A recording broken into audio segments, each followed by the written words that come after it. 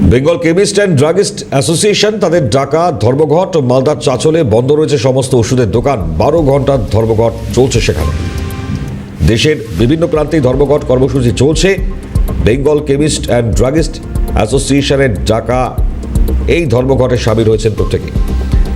অভিষেক সাহা আমাদের প্রতিনিধি টেলিফোন দ্বারা রয়েছেন। অভিষেক, মালদার কি ছবি ঠিক জানাও। দেখো মনিময়, গতকাল রাত 12টা থেকে আজকে দুপুর 12টা পর্যন্ত এই ধর্মঘট চলছে 12 ঘন্টার, এবং বেঙ্গল কেমিস্ট অ্যান্ড ড্রাগিস্টের পক্ষ থেকে এই ধর্মঘট ডাকা হয়েছে। দুটি বিষয় সামনে আনা হয়েছে। একটি বিষয় হচ্ছে যে জাল ওষুধের কারবার চলছে, সেই জাল ওষুধ বন্ধ করা হোক, এবং একই সঙ্গে অনলাইনে ওষুধ বিক্রি চলছে। চিকিৎসকের পরামর্শ ছাড়া অনলাইনে ওষুধ কিনছেন, ওষুধ খাচ্ছেন অনেকেই।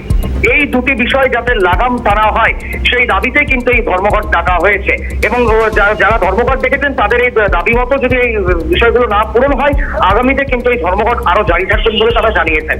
মনিময়, ধন্যবাদ অভিষেক।